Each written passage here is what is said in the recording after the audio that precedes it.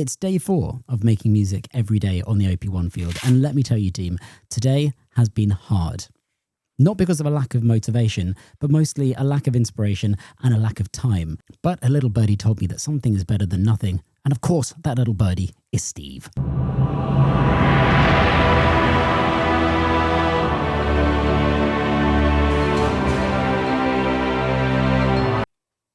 This is day 4. Welcome to Field Notes by Kai.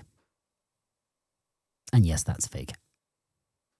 Remember when I told you guys on day 1 that this process will be scary? Well, today was the first really scary moment, because when you don't feel like you necessarily have loads of inspiration or energy, trying to muster both takes even more energy. But I'm holding myself accountable to me, to you, and of course to Steve. So today on day 4, this is an ode to Steve, and we're starting with programming some drums. Now, more importantly, I'm not really too fussed about the sounds that I use, but I want to show you some of the powerful sequencer features on the OP-1 field.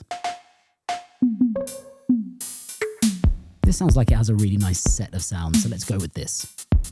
Now, the OP-1 field has loads of inbuilt really cool sequencer ideas, including this crazy tombola. Check this out.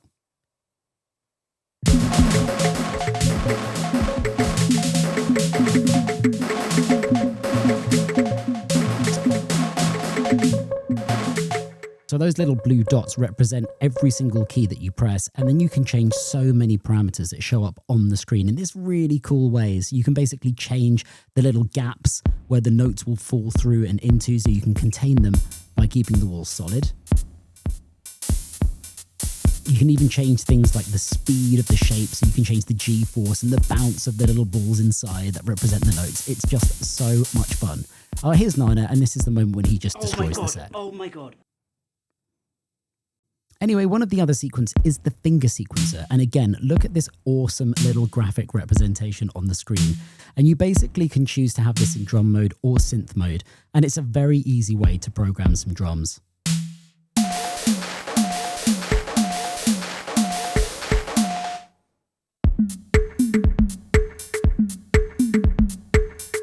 Look how easy it is to just program something. And you have these two representations of two drummers basically assisting each other. But I want to make this drum sound crazy, so I'm going to use my ring finger here to reach over and hold this beat playing so I don't need to hold the keys. And then we're going to go into the effects. The OP-1 field has really, really cool inbuilt effects, including one called Spring. And again, you can change so many parameters that are so visual on the screen, so check this out.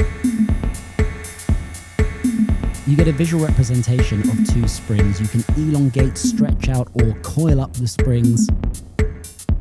You can change things like rates and obviously the mix, so how strong the effect goes through to the drums.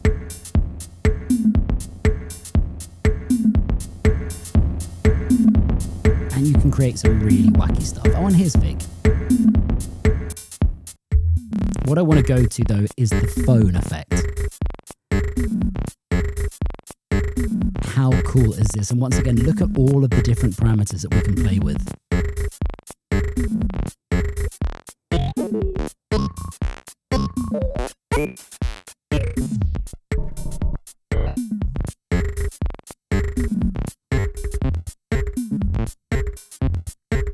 The really fun thing with the OP-1 field here is that I'm not actually looking for anything specific whatsoever. I'm just having fun experimenting and then just deciding to go with a certain sound.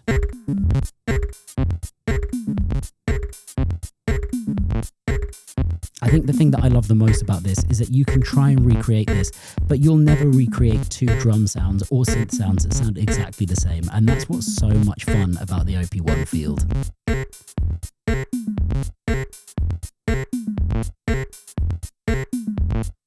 This sounds absolutely ridiculous and I love it.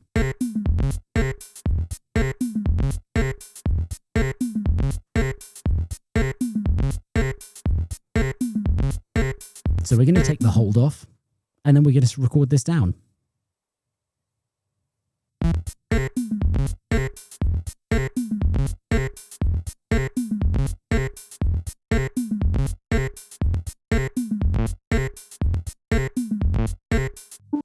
Okay, next we're going to find something to record some chords with.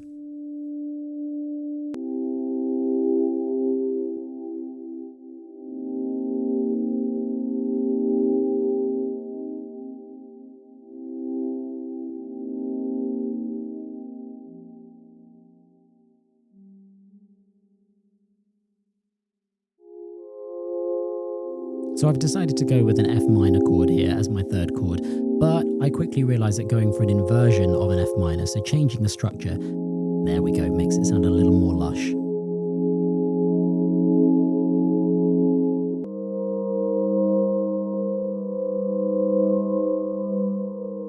So ending with a G minor into a G major, and that B note takes us nicely back to our C major starting chord.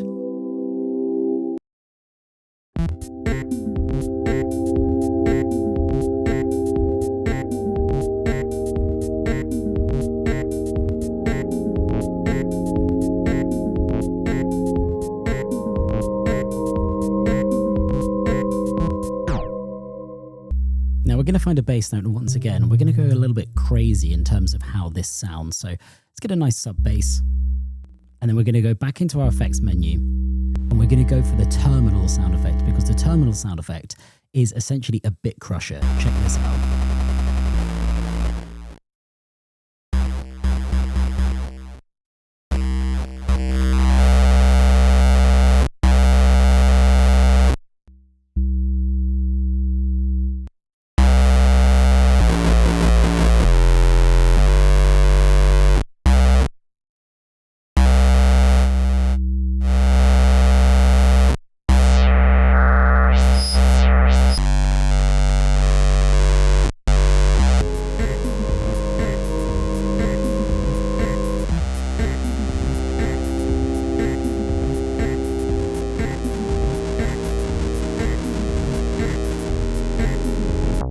Ridiculous. This thing is so much fun. All right, I want to try and find some sort of synthy top line, something that sits high in the mix, because everything is quite muddy and crushy so far.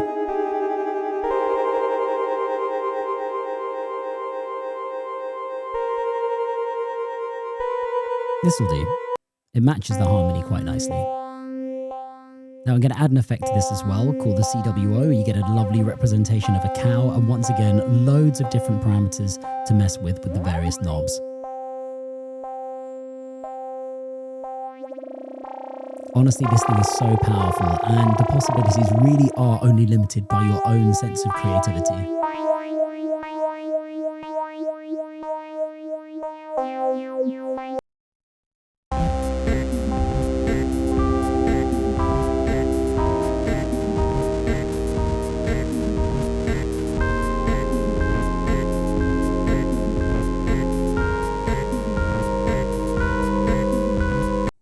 And lastly, I just want to find one more little synth line that can just essentially double that melody. Perfect.